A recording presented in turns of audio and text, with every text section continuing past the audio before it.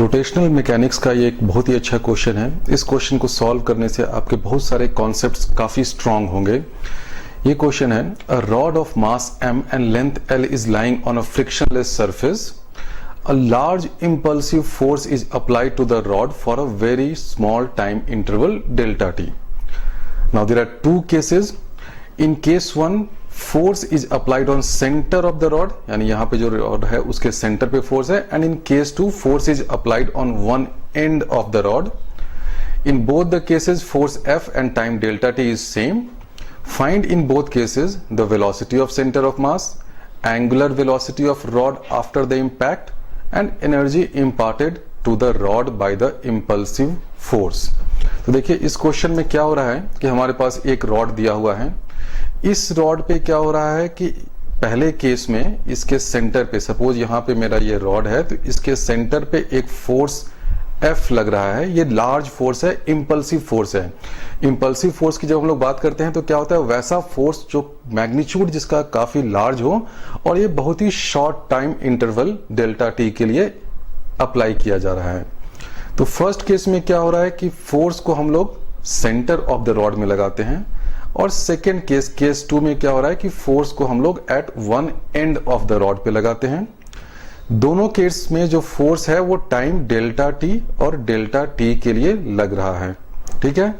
और ये जो रॉड है मेरा, ये रॉड एक फ्रिक्शनलेस हॉरिजॉन्टल सरफेस पे रखा हुआ है। तो केस वन में ये जो मेरा सेंटर है, यहाँ पे एक फोर्स F लग रहा है टाइम डेल्टा टी के लिए, और केस टू में मेरा क्या फोर्स लग रहा है एट वन एंड पॉइंट। तो दोनों केस में देखिए फोर्स क्या लग रहा है F, टाइम क्या है डेल्टा टी। तो इस इंपल्सिव फोर्स के कारण जो डेल्टा टी टाइम के लिए लग रहा है, कितना मोमेंटम इंपार्ट होगा इस रॉड में, दोनों केस में कितना मोमेंटम इंपार्ट होगा उसका मैं नाम अगर दे दूं डेल्टा पी, तो दिस इज इंपल्स और चेंज इन मोमेंटम। तो ये अगर ये मेरा फोर्स कांस्टेंट नहीं है तो हम लोग क्या करते हैं, उस फोर्स F को इंटीग्रेट कर देते हैं over time delta T, that is 0 to delta T. और इस इंपल्सिव फोर्स के कारण जो टाइम डेल्टा टी तक लग रहा है, हमारे पास कितना चेंज इन मोमेंटम हुआ वो अगर इंटीग्रेट करेंगे तो आएगा डेल्टा पी। और डेल्टा पी को किसी बुक्स में P final minus P initial भी लिखते हैं। तो ये स्टैंडर्ड थ्योरी है कि अगर हमारे पास एक इंपल्सिव फोर्स F लग रहा है टाइम डेल्टा टी के लिए, तो change in momentum delta P क्या होता है, F into delta T is equal to delta P. तो इस इंपल्सिव फोर्स के कारण जो velocity of centre of mass है वो क्या होगा, यहाँ पे मान लीजिए कि वेलोसिटी ऑफ सेंटर मास को मैं VCM से डिनोट कर रहा हूं। तो कंजर्वेशन ऑफ लीनियर मोमेंटम से देखिए क्या हो रहा है, जितना मोमेंटम ये फोर्स मेरा इंपार्ट कर रहा है रॉड को, वो कितना मोमेंटम इंपार्ट कर रहा है F इंटू डेल्टा टी। वो क्या होगा, ये सारा इसका मास अगर m है तो this will be equal to m into velocity of centre of mass. ये कहां से आएगा, कंजर्वेशन ऑफ लीनियर मोमेंटम से। तो मैं फाइंड कर सकता हूं V centre of mass is equal to F delta T. इसको मैं F डेल्टा टू को मैं, क्योंकि आसान हो जाएगा लिखने के लिए, मैं डेल्टा पी भी नाम दे सकता हूं, delta P divided by m। तो ये केस वन में होगा, केस वन में ये वेलोसिटी ऑफ सेंटर ऑफ मास हुआ। केस टू में भी देखिए क्या है, केस टू भी एग्जैक्टली सिमिलर है, बस क्या हो रहा है कि फोर्स यहाँ पे नहीं लगकर यहाँ पे लग रहा है, ऊपर में लग रहा है। तो इसके कारण लीनियर मोमेंटम जो वेलोसिटी आ रहा है सेंटर ऑफ मास का, उसमें कोई डिफरेंस नहीं होगा। तो इसलिए वेलोसिटी ऑफ सेंटर ऑफ मास जो है वो दोनों केस में एग्जैक्टली सेम होगा, और इसका वैल्यू होगा ये delta P divided by m। अब हम लोग फाइंड करते हैं कि दोनों केस में एंगुलर वेलोसिटी क्या होगा। तो अब आप फर्स्ट केस को देखिए, तो फर्स्ट केस में क्या हो रहा है, फर्स्ट केस में जो फोर्स है, जो इंपल्सिव फोर्स है, बिल्कुल सेंटर में लग रहा है। जहां पे सेंटर ऑफ द रॉड है वहां पे कोई फिक्स्ड पॉइंट लेता हूं, और उसके अबाउट में अगर कंजर्वेशन ऑफ एंगुलर मोमेंटम करता हूं, that is L initial is equal to L final. Suppose यहां पर मेरा ओरिजिन है O, और इस ओरिजिन के अबाउट में conservation of angular momentum apply करने जा रहा हूं। तो इस पॉइंट के अबाउट इनिशियल एंगुलर मोमेंटम क्या है, 0 है, क्योंकि क्या हो रहा है, इनिशियली जो आपका रॉड है वो तो बिल्कुल स्टेशनरी है। आपका जो इंपल्सिव फोर्स है वो पॉइंट ऑफ O से क्रॉस कर रहा है, तो इसके कारण कोई टॉर्क भी नहीं होगा। तो L initial is equal to 0 है, तो फाइनल एंगुलर मोमेंटम भी 0 होगा। इसका मतलब इस केस में, केस वन में जो एंगुलर वेलोसिटी है वो 0 होगी। जब आप बिल्कुल सेंटर में फोर्स अप्लाई कर रहे हैं तो ओमेगा 0 होगा ही, क्योंकि अगर ओमेगा 0 नहीं होगा तो सपोज आप बोले कि नहीं ओमेगा तो एंगुलर काउंटर क्लॉकवाइज ऐसे होगा, तो आप बोलेंगे काउंटर क्लॉकवाइज ही क्यों होगा, क्लॉकवाइज क्यों नहीं हो जाए। तो सिमेट्री आर्गुमेंट से भी अगर आप आर्ग्यू करें तो अगर आप फोर्स को बिल्कुल सेंटर ऑफ द रॉड में अगर अप्लाई करते हैं तो आपका ओमेगा क्या है, वो 0 होगा। अब हम लोग आते हैं सेकेंड केस में, केस 2 में। इसमें क्या हो रहा है कि फोर्स जो मेरा है वो सेंटर में नहीं लगकर ऊपर में लग रहा है, टॉप एंड पे लग रहा है। तो अगर आप प्रैक्टिकल एक्सपीरियंस से भी अगर आप सोचेंगे तो velocity of centre of mass तो ठीक है इक्वल हो गया, लेकिन क्योंकि यहां पर ऊपर में एक फोर्स लग रहा है तो आप सोचेंगे कि इस फोर्स के कारण कुछ टॉर्क होगा और ये फोर्स जो है उसको ऐसे रोटेट कर सकता है क्लॉकवाइज डायरेक्शन में और कुछ एंगुलर वेलोसिटी होगा। तो जो आपका प्रैक्टिकल एक्सपीरियंस है, जो आप गेस वर्क कर रहे हैं, वो बिल्कुल सही है। सेकेंड केस में क्या होगा, कुछ एंगुलर वेलोसिटी इस रॉड को आ जाएगा। अब वो एंगुलर वेलोसिटी कितना होगा उसको मैं फाइंड करता हूं, किस मेथड से, कंजर्वेशन ऑफ एंगुलर मोमेंटम से। क्योंकि तो इस केस में जब कंजर्वेशन ऑफ एंगुलर मोमेंटम की बात हो रही है तो मैं अपना ओरिजिन जो है ये इस पॉइंट ऑफ इंपैक्ट को ले लेता हूं, ओ को, क्योंकि इंपल्सिव फोर्स इस पॉइंट ऑफ इंपैक्ट पे अप्लाई हो रहा है तो इसके कारण कोई टॉर्क नहीं होगा। टॉर्क इस फोर्स के कारण इस पॉइंट, यहां पर जो एक फिक्स्ड पॉइंट ओ है वहां पर टॉर्क 0 होगा, क्योंकि ये फोर्स इससे क्रॉस कर रहा है।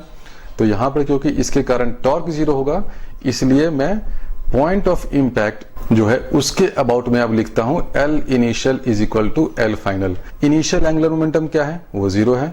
0 क्यों है, क्योंकि इनिशियली तो रॉड बिल्कुल स्टेशनरी है। सपोज इस फोर्स F के कारण यहां पे इस रॉड को एक क्लॉकवाइज डायरेक्शन में ओमेगा एंगुलर वेलोसिटी इंपार्ट हो जाता है। फाइनल एंगुलर मोमेंटम हम लोग फाइंड करते हैं तो हम जानते हैं कि angular momentum about any arbitrary point O is equal to orbital angular momentum plus spin angular momentum.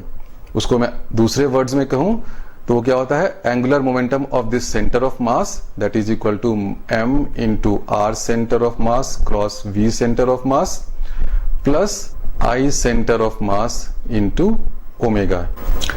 ये एक जनरल फॉर्मूला होता है कि अगर आपको किसी भी आर्बिट्ररी पॉइंट O के अबाउट एंगुलर मोमेंटम फाइंड करना हो तो पहले आप सेंटर ऑफ मास का एंगुलर मोमेंटम फाइंड करें उस पॉइंट के अबाउट, तो ये r centre of mass cross v centre of mass हो जाएगा। और ये क्या है, ये r सेंटर ऑफ मास क्या होगा, इस O से सेंटर ऑफ मास का जो पोजीशन वेक्टर है that is r centre of mass cross v centre of mass हो गया।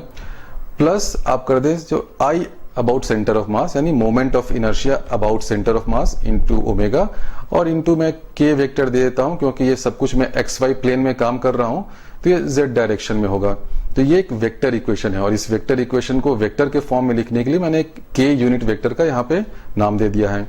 और इसमें ध्यान रखिएगा कि ये ओमेगा अगर आपका क्लॉकवाइज डायरेक्शन में है तो अब ये माइनस यहाँ पर आएगा, और अगर ये एंटी क्लॉकवाइज होता तो ये पॉजिटिव डायरेक्शन में हो जाता। इनिशियल एंगुलर मोमेंटम मेरा 0 था तो 0 इज इक्वल टू हो जाएगा m इंटू, अब ये r सेंटर ऑफ मास देखिए क्या है, ये L/2 होगा। अगर इसका पूरे रॉड का लेंथ L है तो ये L/2 हो गया into velocity of centre of mass हो गया। सेंटर ऑफ मास जो है इसके कारण जो रोटेशनल मोशन हो रहा है ये क्या है, इस डायरेक्शन में है। अगर आप राइट हैंड रूल को भी लगाएंगे तो अगर इस पॉइंट O के अबाउट मैं एंगुलर मोमेंटम देखूं इस सेंटर ऑफ मास की वेलोसिटी के कारण तो ये क्या जा रहा है, एंटी क्लॉकवाइज डायरेक्शन में। इसका मतलब ये पॉजिटिव डायरेक्शन में है।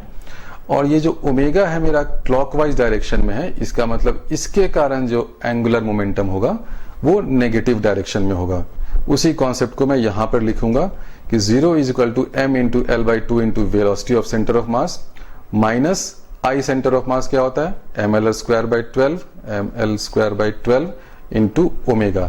कि ये जो सेंटर ऑफ मास की जो वेलोसिटी है ये वाली, ये क्या है, पॉजिटिव डायरेक्शन में एंगुलर मोमेंटम कंट्रीब्यूट कर रहा है तो इसलिए यहाँ पे पॉजिटिव हो गया। ये जो ओमेगा है क्लॉकवाइज डायरेक्शन में है, इस डायरेक्शन में है, तो ये एंगुलर मोमेंटम जो कंट्रीब्यूट कर रहा है वो माइनस डायरेक्शन में है, इसलिए यहाँ पर माइनस हो गया। इस इक्वेशन से इस इक्वेशन आने में कि ये जो मेरा था इनिशियली मैंने एक वेक्टर फॉर्म में लिखा था, जब फाइनली मैं इसको 0 से इक्वेट कर रहा हूं तो ये स्केलर फॉर्म में, तो 0 is equal to this minus this. अब ये बहुत ही सिंपल है, इस इक्वेशन को आप सॉल्व कर लें आपको ओमेगा आ जाएगा। आप इसको सॉल्व करेंगे ये L कट जाएगा, 2 6 टाइम्स हो जाएगा तो ओमेगा की वैल्यू आ जाएगी, omega is equal to 6 velocity centre of mass divided by L. ये ओमेगा की वैल्यू आ गई और ये मैं इसको 2 दे देता हूं क्योंकि ये सेकंड केस में है। इस क्वेश्चन में देखिए दोनों केस में हमने वेलोसिटी और एंगुलर वेलोसिटी दोनों फाइंड कर लिया। दोनों केस में जो है वेलोसिटी क्या है, डेल्टा पी बाई एम है, वो कांस्टेंट है। लेकिन एंगुलर वेलोसिटी जो है वो फर्स्ट केस में 0 है, सेकेंड केस में 6 into velocity of centre of mass by L है। एक नेक्स्ट स्टेप पे आते हैं कि काइनेटिक एनर्जी क्या होगा। फर्स्ट केस में काइनेटिक एनर्जी क्या होगा, K1 equal to half m velocity centre of mass whole square हो गया। इसको अगर आप चाहें तो डेल्टा पी के टर्म्स में भी लिख ले, तो बहुत ही सिंपल है। Velocity centre mass delta P by M करेंगे तो आ जाएगा delta P whole square divided by 2m। ये तो सेकेंड केस में मेरा काइनेटिक एनर्जी K2 क्या हो जाएगा, ये हो जाएगा half m velocity centre of मास, क्योंकि ये सेंटर ऑफ मास वाली वेलोसिटी से तो आगे बढ़ ही रहा है। लेकिन साथ ही साथ इसमें एक आ जाएगा half I centre of mass omega 2 square. तो देखिए सेकेंड केस में जो रॉड है इसके पास एक सेंटर ऑफ मास वाली वेलोसिटी तो है ही, जो फर्स्ट केस में भी था, लेकिन सेकेंड केस में इसके पास ये एक एक्स्ट्रा टर्म आ गया। इसका मतलब क्या हो कि जो सेकेंड केस में जो एनर्जी है K2, that K2 is greater than K1। Second case में काइनेटिक एनर्जी ज्यादा क्यों है, क्योंकि इसके पास ये half M V centre of mass, ये जो इसके पास था वो तो है ही, ये एडिशनल टर्म इसके पास सेकेंड केस में आ गया। इसको आप सिंप्लीफाई भी कर दें तो बहुत ही आसान है। आई सेंटर ऑफ मास क्या होता है, एम एल स्क्वायर बाई 12 होता है, मैं इसको यहाँ पे लिख दूं, और ओमेगा 2 होता है 6 velocity of centre of mass by L square. इन सबको आप सिंप्लीफाई करके ऐड करेंगे तो ये हो जाएगा half M velocity centre of mass whole square into 4। इस स्टेप से इस स्टेप आना बहुत ही सिंपल है। Omega 2 equal to 6 velocity of centre of mass, इसमें आप सब्स्टिट्यूट कर दें और आई सेंटर ऑफ मास की वैल्यू डाल दें तो क्या है M L square by 12 into 36 velocity centre of mass square by L square. ये एल स्क्वायर कैंसिल हो जाएगा, ये 12 कैंसिल होकर 3 आ जाएगा और ये 1 प्लस 3 4 हो जाएगा, तो आपको ये टर्म आ जाएगा। ये सिंपल अलजेब्रा है। ये K2 हो जाएगा, K2 is equal to half M V centre of mass square into 4, या इसको मैं ऐसे लिखूं तो delta P whole square into 4 divided by 2m। First case में एनर्जी जो था वो delta P whole square by 2m था। सेकेंड केस K2 में जो एनर्जी था वो उसका फर्स्ट केस का 4 टाइम्स हो गया। अगर आप उसको ऐसे टर्म्स में लिखें तो K2 is equal to 4 times K1। तो अब ये कंफ्यूजन लोगों को आ रहा होगा कि ये हो क्या रहा है। दोनों केस में हमने सेम फोर्स F अप्लाई किया, इसमें भी इसमें भी। दोनों केस में फोर्स जो है वो सेम टाइम के लिए लग रहा है। फर्स्ट केस में ये आपको K1 एनर्जी दे रहा है और सेकेंड केस में आपको 4 टाइम्स K1 एनर्जी इंपार्ट कर रहा है। Same force F, same time delta T, लेकिन एक केस में आपको K1 एनर्जी, सेकेंड केस में 4 टाइम्स K1 एनर्जी हो रहा है। और जब मैं सॉल्यूशन मैंने इसका डिराइव किया तो वो तो समझ में आ रहा था कि हाँ वो इसलिए हो रहा है क्योंकि सेकेंड केस में ये जो फोर्स है उसके कारण एक टॉर्क भी आया, उस टॉर्क के कारण यहाँ पर एक एंगुलर वेलोसिटी आ गई, उसके कारण इस सेकेंड रॉड को रोटेशनल काइनेटिक एनर्जी का भी एक टर्म आ गया जो फर्स्ट वाले केस में नहीं था। लेकिन फिर भी अभी कुछ लोगों को माइंड में ये कंफ्यूजन होगा कि ये दोनों केस में सेम फोर्स और सेम टाइम के बावजूद भी in spite of that energy क्यों डिफरेंस हो रहा है। तो उसका मेन रीजन मैं अभी आपको बताता हूं। उसका मेन रीजन देखिए ये है कि हम लोग जो मेरा एक्सटर्नल फोर्स F है वो जो वर्क कर रहा है, तो work done is equal to change in kinetic energy होता है। और वर्क डन वाला जो फॉर्मूला होता है वो वर्क डन क्या होता है, work done is equal to F into delta X. याद है, वर्क डन जो होता है वो फोर्स इंटू डिस्प्लेसमेंट होता है, वो फोर्स इंटू टाइम नहीं होता है। दोनों केस में क्या है कि आपका डेल्टा टी तो सेम है, लेकिन फर्स्ट केस में डेल्टा एक्स आपका कम है क्योंकि आप सेंटर में अप्लाई कर रहे हैं। सेकेंड केस में क्या हो रहा है कि जो आपका point of application of force है, ये जो वाला जो पॉइंट है ये ज्यादा वेलोसिटी से मूव कर रहा है। क्यों ज्यादा वेलोसिटी से मूव कर रहा है, क्योंकि इसके पास एक VCM तो है ही, साथ ही साथ क्योंकि ये एंड रोटेट कर रहा है तो इसकी वेलोसिटी जो है वो VCM से ज्यादा है।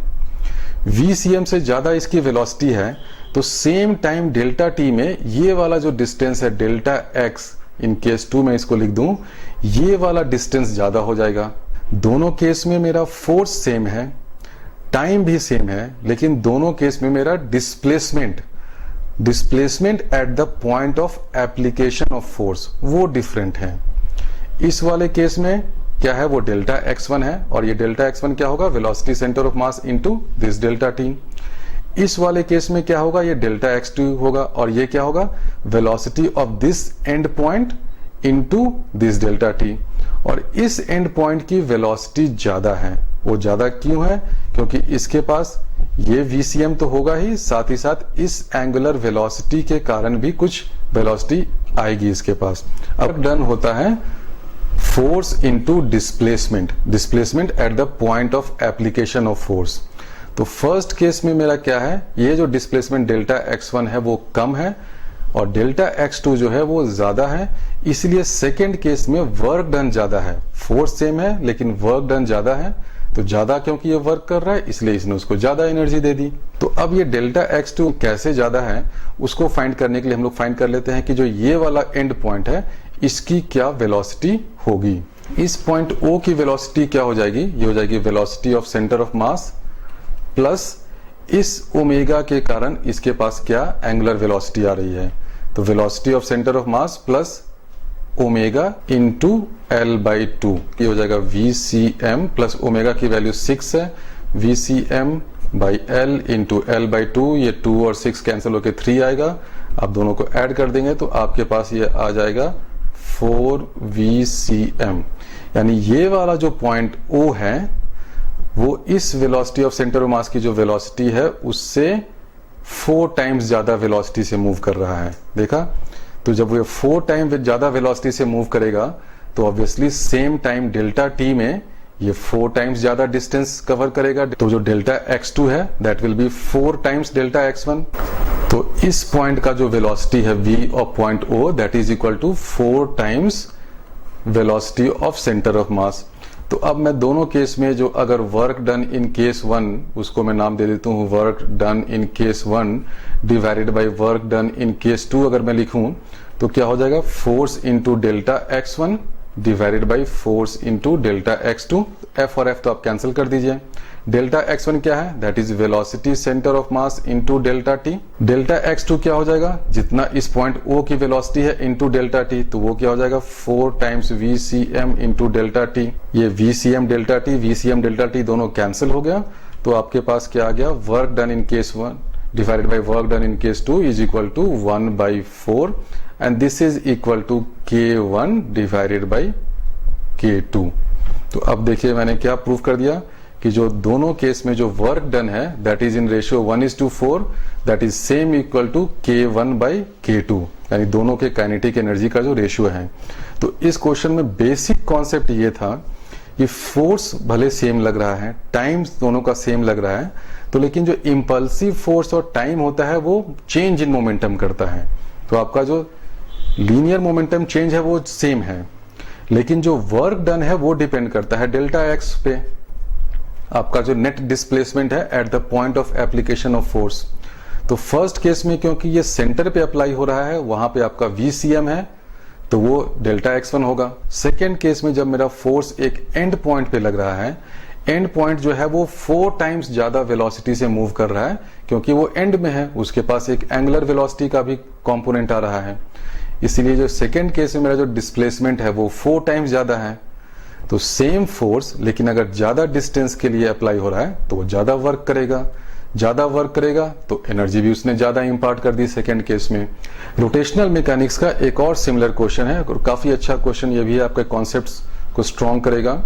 A large impulsive force F is applied on 3 identical sticks at the locations shown below.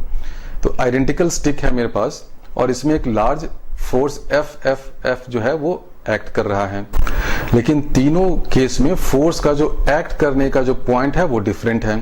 First case में ये एंड पॉइंट पे एक्ट कर रहा है, सेकेंड केस बी में ये एंड पॉइंट और सेंटर के बीच में कहीं एक्ट कर रहा है, यहाँ पे इसका सेंटर है, और थर्ड केस में ये एग्जैक्टली सेंटर पे ये फोर्स एक्ट कर रहा है।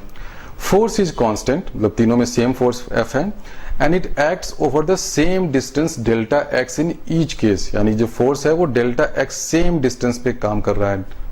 तो डेल्टा x सेम डिस्टेंस के लिए वो मेरा इंपल्सिव फोर्स अप्लाई हो रहा है।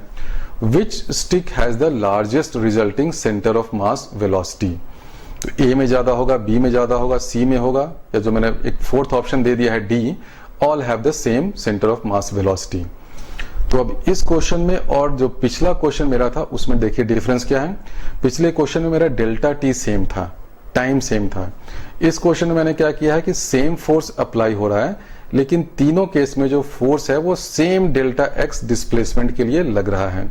तो जब ये सेम डिस्प्लेसमेंट के लिए फोर्स लग रहा है तो वर्क डन, जिसको मैं WD से नाम दे दूं, वो केस ए में, केस बी में, केस सी में, तीनों केस में ये इक्वल होगा।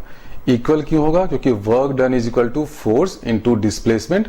डिस्प्लेसमेंट मेरा डेल्टा एक्स तीनों केस में सेम है।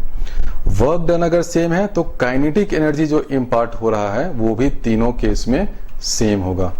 ठीक है, तो फर्स्ट केस में जो एनर्जी मिला उसको KA that will be equal to KB that will be equal to KC। तो अब पूछ रहा है कि largest resulting centre of mass velocity किस में आएगा। तो देखिए एक जनरल मोशन के लिए काइनेटिक एनर्जी का क्या फॉर्मूला होता है? Kinetic energy is equal to half mv², जिसमें मैं v velocity of centre of mass है, पूरा इसको लिख नहीं रहा हूं, plus half I where I is moment of inertia about centre of mass, ω²। अब देखिए जब केस C जब होगा तो उसके पास ओमेगा वाला कोई टर्म नहीं होगा। क्यों नहीं होगा? क्योंकि केस C में फोर्स जो है वो बिल्कुल सेंटर पे एक्ट कर रहा है। सेंटर पे एक्ट कर रहा है यानी कि इस फोर्स के कारण कोई टॉर्क नहीं होगा। कोई टॉर्क नहीं होगा तो इसके कारण कोई ओमेगा एंगुलर वेलोसिटी नहीं होगी। इसका मतलब केस C जो मेरा है omega C, omega meaning angular velocity, सिर्फ थर्ड केस में ओमेगा C मेरा 0 होगा। बाकी दोनों केस जैसे ओमेगा बी केस में या केस ए में क्या है, कुछ ना कुछ एंगुलर वेलोसिटी आएगा, क्योंकि फोर्स देखिए अगर आपका एंड पॉइंट पे एक्ट कर रहा है तो ये कुछ ऐसे रोटेट करेगा, तो कुछ एंगुलर वेलोसिटी ओमेगा ए इस केस में आएगा। सिमिलरली इस केस में भी ये सेंटर आपका यहाँ है, सेंटर से थोड़ा ऊपर एक्ट कर रहा है, इस केस में भी आपका ये ओमेगा बी आ जाएगा। तो बाकी दोनों केस ए और बी में ये वाला टर्म कुछ होगा। ठीक है, अब ये वाला टर्म कुछ होगा, आपका LHS कांस्टेंट है के तीनों में, तो जैसे ही ये वाला कुछ भी पॉजिटिव कंट्रीब्यूशन आ गया एंगुलर वेलोसिटी का तो आपका काइनेटिक जो ट्रांसलेशनल एनर्जी है वो थोड़ा कम होगा।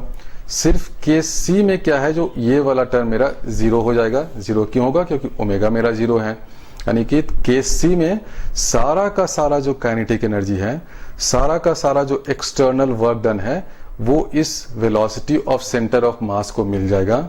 इसका मतलब क्या हुआ कि जो थर्ड केस है इसमें आपका वेलोसिटी ऑफ सेंटर ऑफ मास सबसे ज्यादा होगा। इसको आप लॉजिकली भी सोचें कि अगर आपको किसी भी बॉडी को, स्टिक को मैक्सिमम वेलोसिटी देना है, ट्रांसलेशनल वेलोसिटी, तो आप नेचुरली उसके सेंटर में हिट करेंगे, क्योंकि सेंटर में आप हिट कर रहे हैं तो आपका सारा जो ध्यान है, सारा जो आपके एक्सटर्नल वर्क है वो उसके ट्रांसलेशनल एनर्जी में ही कन्वर्ट हो रहा है। जैसे ही आप सेंटर से ऊपर नीचे कहीं भी जाएंगे तो आपका जो एक्सटर्नल एनर्जी जो आप दे रहे हैं उसका कुछ पोर्शन उसके रोटेशन में एक्सपेंड हो जा रहा है, उसके रोटेशन में खर्च हो जा रहा है। तो इसलिए अगर आप सेंटर में हिट कर रहे हैं तो सेंटर ऑफ मास की वेलोसिटी मैक्सिमम होगी। तो ये करेक्ट ऑप्शन C है।